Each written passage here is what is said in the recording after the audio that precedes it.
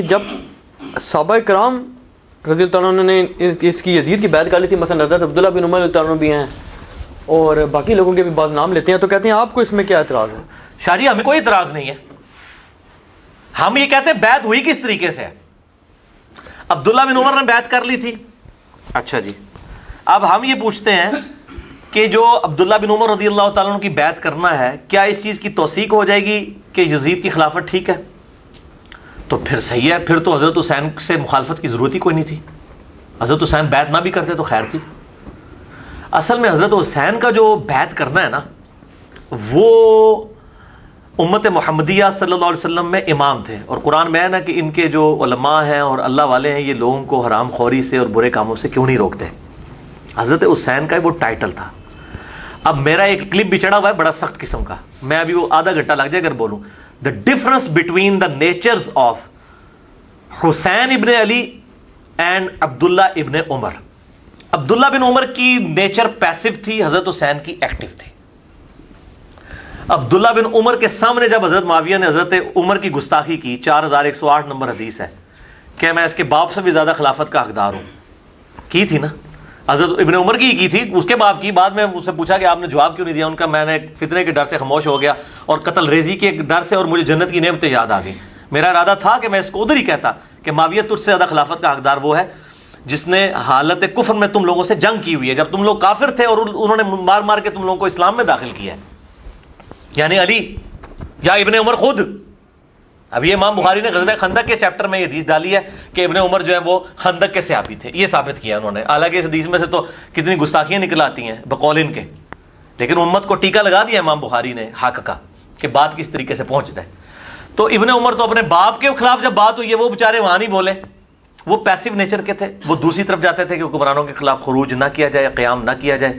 اسی لیے بخاری مسلم میں بھی آتا ہے کہ یزید کی جب لوگ بیعت توڑ رہے تھے واقعہ حرہ کے بعد، وہ ان کو منع کرتے تھے. ہم یہ پوچھتے ہیں کہ بیعت توڑ رہے تھے وہ بریلوی دیوبندی شیعہ تھے؟ وہ بھی تو صحابہ ہی تھے. ان کی اوپینین کو نہیں یہ لوگ مانتے. انہوں نے بیعت توڑ دی تھی. اور ادھر ہی میں وہ ضمناً بات بتا دوں، یہ وہ محمد بن انفیہ والی جی، وہ بھی ہاں کہتے ہیں جی محمد بن انفیہ جو ہیں وہ ان کے سامنے جب ذکر کیا یزید شرابی تھا، کبابی تھا، تو انہوں نے کہا میں نے تو اس کو سنت میں آگے بڑھ کے دیکھنے والا دیکھا ہے، سنت میں آگے بڑھ کے.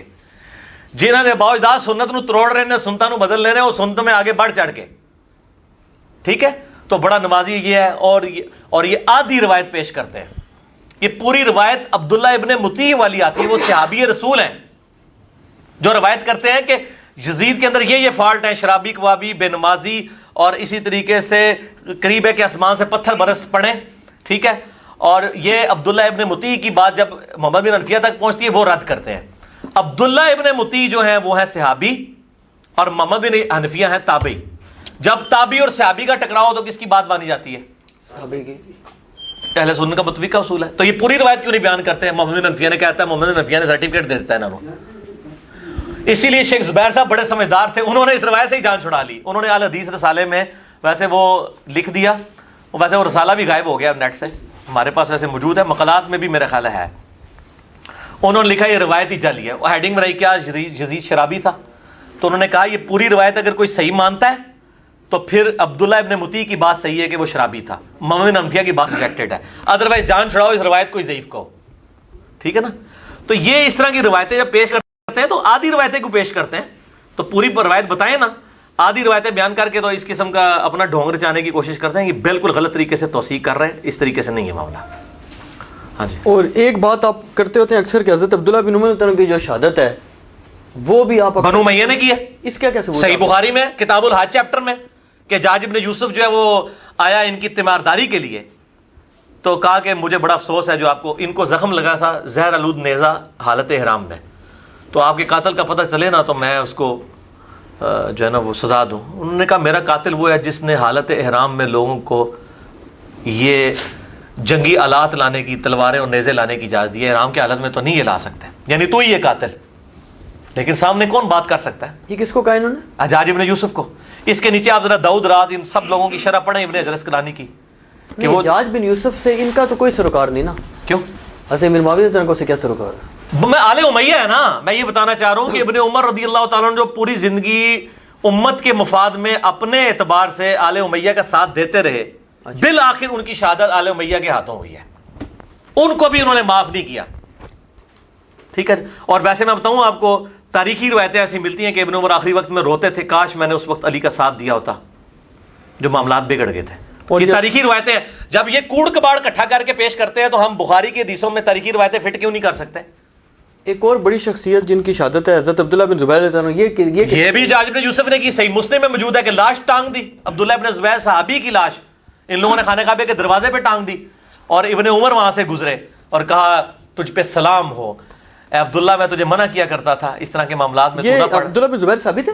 جی یہ صحابی ہیں، صحابی ہیں. حضرت ابو بکر کے نواسے ہیں، حضرت عائشہ کی بہن اسما بنت ابی بکر کے بیٹے ہیں، اور حضرت زبیر اشرا مشرا کے بیٹے ہیں.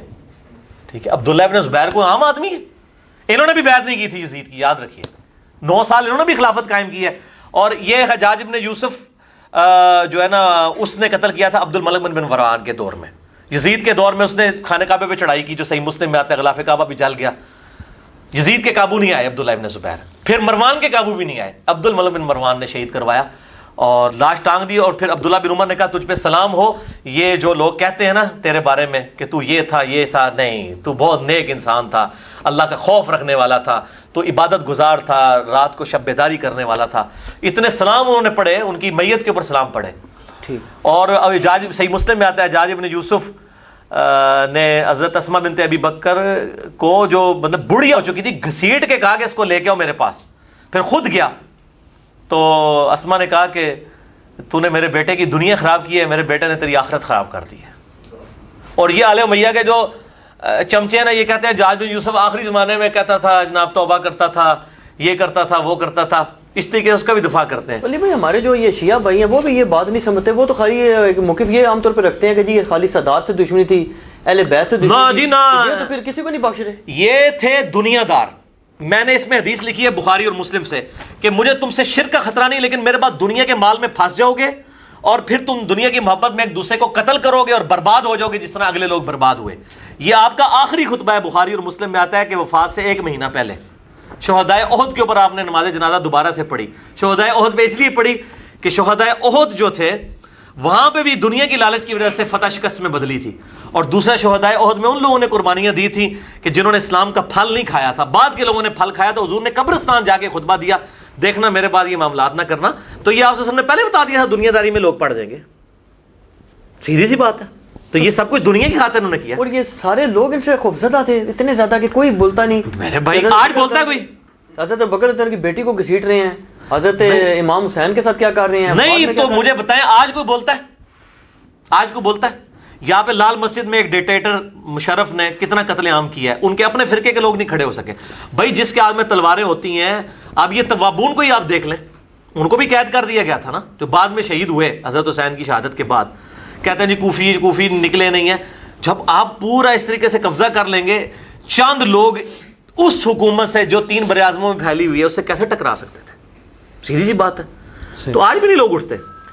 اچھا ایک اور بات کی جاتی ہے کہ حضرت حسین رضی اللہ عنہ کے جو قتل کا الزام یزید پر، ابن زیاد وغیرہ پر، عمر بن سعد پر، شمر وغیرہ پر تھوپ دیا جاتا ہے، تو وہ یہ کہتے ہیں کہ جی 2 جو روایات ہمیں پتہ چل رہی ہیں، حضرت ام سلمہ سلام اللہ علیہ سے اور ایک پتہ چلی حضرت عبداللہ بن عمر رضی اللہ عنہ سے. تو ان کو کیا پرابلم تھی کہ ان دونوں نے عراقیوں کا کہا؟ تو یہ بات ٹھیک ہے، ام سلمہ نے بھی کہا مسند احمد میں عراقیوں پہ لعنت ہو. صحیح بخاری میں حضرت ابن عمر نے کہا کہ ان عراقیوں نے مچھر اور مکھی کا مسئلہ پوچھا، انہوں نے تو نبی صلی اللہ علیہ وسلم کے بیٹے کو شہید کر دیا، جن کے بارے میں میں نے سنا تھا کہ وہ اللہ کے نبی کے 2 پھول ہیں اس دنیا میں. اس سے ایک بات تو کلیئر ہوئی کہ عبداللہ بن عمر کو حضرت حسین سے کوئی بغض نہیں تھا، ورنہ ان کی مرنے کے بعد یہ بات نہ سناتے، ان سے محبت کرتے تھے. اچھا، اور بہت بڑی حدیث سنا دی انہوں نے. عراقیوں پہ انہوں نے لعنت کی. اب ان سے پوچھیں کہ عراقیوں پہ جو لعنت کی ہے، آپ کو کوئی الہام ہوا ہے کہ یہ عراقیوں پہ ابن زیاد والے جو عراقی تھے ان پہ لعنت کی ہے، یا جو ہے وہ شیعہ علی کے اوپر لعنت کی ہے جو حضرت علی کے گروہ کے ساتھی تھے؟ تو یہ فوراً کہیں گے شیعوں نے مارا ہے، شیعہ کہیں گے انہوں نے مارا ہے. عراقیوں پہ اس لیے لعنت کی کہ عراقی جو حکومت تھی ابن زیاد کی، اسی نے یہ ظاہر ہے کہ ساری. عمر ابن سعد کون تھا؟ صحیح مسلم اٹھا کے دیکھ لیں، یہ ایسا لالچی، میں بتاؤں کریکٹر سب کا نظر آتا ہے. صحیح مسلم میں ہے کہ سعد ابن ابی وقاص کہ سامنے بیٹا آ رہا ہے عمر ابن سعد، تو حضرت سعد بن ابی وقاص کہتے ہیں اللہ اس شخص کے شر سے میں تیری پناہ میں آتا ہوں، اپنے بیٹے کے شر سے. اور آنے ہی کہتے ہیں ابا جی دیکھو سب لوگ جو حکومت گورنر بن رہے ہیں، تسی تو کوئی عہدہ بھی نہیں لیا. یہ صحیح مسلم میں ہے. عمر ابن سعد جو 22,000 کا لشکر دے کے، جسے ہر بندے کا کریکٹر مسلم میں موجود ہے، بخاری میں موجود ہے، یہ تلاش کرنا ہے آپ نے، وہ پھر فٹ ان بیٹھتا ہے. آپ جس طرح بیان کرتے ہیں شک ہو جاتا ہے کہ کہیں علماء صحیح تو نہیں کہتے اپنی طرف سے بیان، ہر بات ہی آپ اس میں سے نکال لیتے ہیں. جی انکار نہ نکلے تو انکار کریں. آج تک آپ نے میرے خلاف کوئی کلپ دیکھا ہے کہ وہ یہ کہیں کہ یہ بخاری مسلم میں؟ یہ ہو سکتا ہے طریق کا فرق ہو جائے بعض کا. یہ کہتے ہیں جی وہ ظالم مغیرہ کے الفاظ موجود نہیں ہیں، ٹھیک ہے، تو اس میں موجود ہے اوے مغیرہ اوے مغیرہ اوے مغیرہ. یہ کیا ہوتا ہے؟ پیارے مغیرہ پیارے مغیرہ پیارے مغیرہ، بڑا اچھا کام کر رہے ہو. ظالم مغیرہ وہ اس لیے مکس ہو گیا کہ دوسری روایت میں موجود ہے اس ظالم شخص کو دیکھو کہ یہ ہمیں کہتے ہیں ہم اپنے جنتی بھائی پر لعنت کریں. ظالم تو کہا ہوا ہے دوسرے طریق کے اندر، ٹھیک ہے، طریق مکس ہو جاتے ہیں. لیکن آج میں جو ذہنی طور پہ نا مکمل طور پہ زبان کی اس اعتبار سے بھی احتیاط کر رہا ہوں کہ میں جو بات کہہ رہا ہوں انہی الفاظ کے ساتھ ہوگی کہ سعد ابن ابی وقاص کہتے ہیں میں اس کے شر سے اللہ تیری پناہ مانگتا ہوں. یہ دنیا کا لالچی، اور بعد میں اس کو رے کی گورنری کی لالچ دے کے حضرت حسین کے قتل پہ آمادہ کیا گیا. یہ عبید اللہ بن زیاد کا گورنر تھا، یہ شیعان علی کا گورنر تھا، یہ بھیجا ہوا تھا. تو اچھا کہتے ہیں جی وہ عراقیوں نے کیا نا میرے بھائی، پیچھے شام والوں کو تو انہوں نے کہنا ہی نہیں تھا. اس کی وجہ یہ ہے کہ شام میں تو مرکزی حکومت بیٹھی ہوئی تھی. یہاں پہ جب عمران خان صاحب اعتراض کرتے ہیں تو پنجاب پولیس کہتے ہیں نا، وہ یہ تو نہیں کہتے نواز شریف کی پولیس. لیکن جب پنجاب پولیس کہہ رہے ہوتے ہیں تو پنجاب کی حکومت نواز شریف صاحب کے انڈر ہے، تو انڈائریکٹلی وہ نواز شریف صاحب کو کہہ رہے ہوتے ہیں. لہٰذا جب اس وقت کہے گا عراقیوں نے کیا تو عراق اس وقت کس کا صوبہ تھا؟ اہل شام کا. تو ڈائریکٹلی تو انہوں نے کیا تھا، عبید اللہ بن زیاد نے کیا. اور یہ کہتے ہیں جی واقعہ کربلا جی ثابت نہیں ہے، یزید تک خبر نہیں پہنچی، اور پھر وہ جھوٹی روایت ہے یزید بڑا روئے اور یہ وہ. اچھا رونے کے بعد انہوں نے اپنے زیاد کو ہٹا دیا، ٹھیک ہے. ان سے پوچھے صحیح مسلم کے اندر موجود ہے، میں نے اس پمفلٹ میں اس کا اشارہ کرایا ہوا صرف. صحیح مسلم 6309، یہ کہتے ہیں واقعہ کربلا ثابت ہی نہیں ہے. 6309 نمبر حدیث ہے کہ امام زین العابدین رحمہ اللہ تعالی وعلیہ السلام یہ واقعہ کربلا کے بعد مقتل حسین کے بعد یزید سے ہو کر مدینے آئے. یہ الفاظ ہے صحیح مسلم کے. واقعہ کربلا ثابت ہو گیا. اور ان کے پاس رسول اللہ کی تلوار تھی صلی اللہ علیہ وسلم، جو حضرت علی کے پاس تھی، اس کے بعد حضرت حسین کے پاس تھی، حسین کی شہادت کے بعد ان کے پاس آ گئی. اور مسور بن مخرمہ آئے، انہوں نے کہا اے اللہ کے نبی کے نواسے یہ لوگ آپ سے چھین لیں گے. کون چھین لیں گے؟ بریلوی دیوبندی اہل حدیث چھین لیں گے، آل امیہ. تو آپ مجھے دے دیں گے تلوار، اس میں تلوار کی حفاظت کروں گا. یہ صحیح مسلم 6309 نمبر فضائل فاطمہ والے چیپٹر میں یہ حدیث موجود ہے. تو واقعہ کربلا کا ذکر صحیح مسلم کے اندر موجود ہے، ٹھیک ہے، بخاری کے اندر موجود ہے. میں نے کتنی روایتیں اس میں نقل کی ہیں. یہ کہتے ہیں نہیں فلاں چیز ثابت نہیں، ساری کی ساری یہ واقعہ کربلا کے اوپر جو میرا رافضیت ناسبیت والا پمفلٹ 5A ہے اس کے اندر موجود ہے. یہ چیزیں موجود ہیں میرے بھائیوں.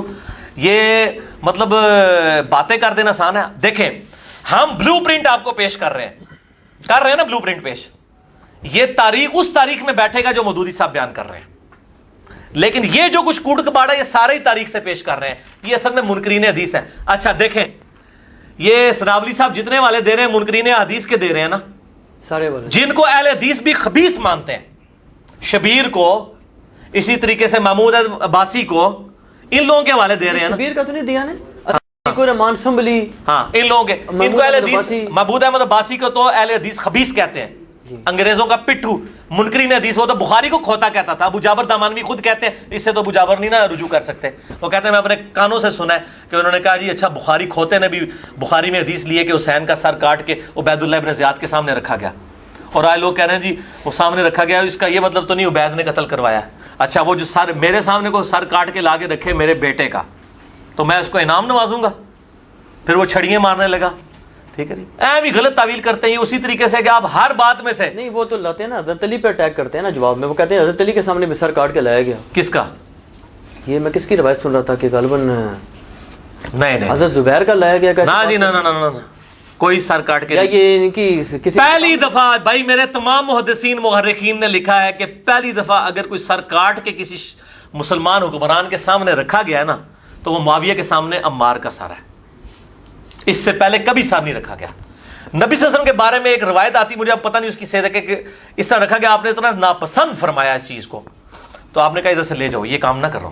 یہ نہیں ہوا. عمار کا سر کاٹ کے سب سے پہلے رکھا گیا تھا. ٹھیک ہے. اور میں آپ کو پھکی دے دوں، ابھی عمار کا سر کاٹ کے رکھا گیا تو اس کے بعد تو توبہ کر لینی چاہیے تھی نا. اب تو ادھر تو عمر بن عاص بھی کہہ رہے ہیں کہ باغی جماعت قتل کرے گی, ٹھیک ہے, ہمارے سامنے ہم بھی کانپ اٹھے. تو لیکن نہیں, وہ الٹا تعویل کی کہ جی عمار کو ہم نے کیوں قتل کیا ہے, نہ علی لے کے آتا نہ یہ قتل ہوتا, ٹھیک ہے. پھر تاریخ کی روایتوں حدیث میں تو اتنا ہے, تاریخ میں ملتا ہے کہ حضرت علی تک جب یہ معاویہ کی بات پہنچی نا تو حضرت علی نے کہا اچھا پھر حمزہ کا قاتل نبی صلی اللہ علیہ وسلم تھے, نہ حمزہ کو لے کے آتے احد میں, نہ حمزہ شہید ہوتا. اے پکی دیتی معاویہ نو حضرت علی نے کہ تو یہ گل کیتی ہے, جڑا میرا سپورٹر ہے, آرمی چیف ہے میری طرفوں, 93 سال دی عمر جو بندہ لڑائی پہ لڑتا ہے عمار ابن یاسر, اس کو تم کہہ رہے ہو نہ علی لاتا نہ وہ. لیکن ملا علی قاری نے ویسے جرت کی ہے, یہ میں پھکی دے رہا ہوں, ملا علی قاری کے بھی بڑے والے آج کل اہل حدیث بھی پیش کر رہے ہیں. ملا علی قاری نے مرقاہ جو شرح مشکات کی لکھی ہے نا, مشکات میں جب یہ حدیث آتی ہے نا عمار کو باغی جماعت قتل کرے گی, اس کی شرح میں ملا علی قاری لکھتے ہیں کہ قتل عمار کے بعد یہ بات ڈیفائن ہو چکی ہے کہ معاویہ کی غلطی اجتہادی نہیں ہے بلکہ یہ ہٹ درمی پہ مبنی غلطی ہے. کیونکہ اگر اجتہادی تھی تو اس وقت تک تھی کہ اس بیچارے کو پتہ نہیں چلا, جب اس کو قتل عمار کے بعد بھی کہ باغی جماعت قتل کرے گی, ان کو بھی حدیث پتہ ہے, عمر بن عاص بھی سنا رہے ہیں, آپ تو توبہ کر لیتے نا کہ میری جماعت باغی ہے. ملا علی قاری نے جرت کی ہے, یہ رحمہ اللہ ہے آج کل اہل حدیثوں کا بھی, المتوفا 1014 ہجری, اور وہ تو کہتے ہیں امام حنیفہ اور ان لوگوں کے بعد سب سے بڑا امام ہی ملا علی قاری ہے. یہ مرقاہ کے اندر اس نے شرح مشکات میں لکھا ہے, یہ ملا علی قاری کا حوالہ لے جائیں, اس نے کہا ہے کوئی اجتہادی. اچھا مجھے لوگ کہتے ہیں کہ جی آپ نے اس میں لکھ دیا ہے کہ جی اجتہادی خطا ہے, ٹھیک ہے, تو یہ میرا اجتہاد ہے, آپ اسے اختلاف کر سکتے ہیں. اجتہادی خطا سے مراد ہے, میں بھی اجتہادی خطاب میں اپنی ویڈیو میں بتا دوں, اجتہادی خطاب میں مانتا ہوں اس وقت تک جب تک عمار قتل نہیں ہوئے تھے. آج کی ڈیٹ میں کوئی اجتہادی نہیں ہے. اور یہ جو حدیث بھی ہم نے فٹ کی ہے نا اس کے اوپر, وہ حاکم کے بارے میں ہے, حاکم سے بغاوت کرنے والے کے بارے میں, کہ حاکم اگر کوئی غلط کام کرے گا, یعنی حضرت علی اگر غلط جنگ کرتے تو ان کو 1 اجر ملتا اور صحیح جنگیں ہوتی تو 2 اجر. یہ نہیں کہ علی کے جو مخالفین ہیں ان کے اوپر یہ فٹ ہوگا, یہ انڈائریکٹلی اجتہادن طور پہ فٹ کرتے ہیں, ٹھیک ہے نا جی. بہرحال حضرت عائشہ طلحہ زبیر کی غلطی اجتہادی ہے کیونکہ ان کا رونا, معافیاں مانگنا اور حضرت علی کا معاف کرنا ثابت ہے. حضرت معاویہ رضی اللہ تعالیٰ عنہ نے کبھی معافی نہیں مانگی, الٹا قنوت نازلہ سیدنا علی نے ان پہ پڑھی اور کہا قیامت دن فیصلہ ہوگا. اور ہم لعنت کے لیے قائل نہیں ہیں, بالکل لعنت نہ کریں. ہم تو کہتے ہیں جو صحابہ پر انکلوڈنگ معاویہ, عمر بن عاص, مغیرہ ابن شعبہ رضی اللہ عنہم اجمعین, یا بصر بھی ہوں, ان پہ لعنت کرتے ہیں وہ معاویہ کے شیعہ ہیں, اور جو ان پہ لعنت نہیں کرتے وہ علی کے شیعہ ہیں. علی نے تو مخالفین کے جنازے بھی پڑھائے ہیں, میں نے اس میں بتایا.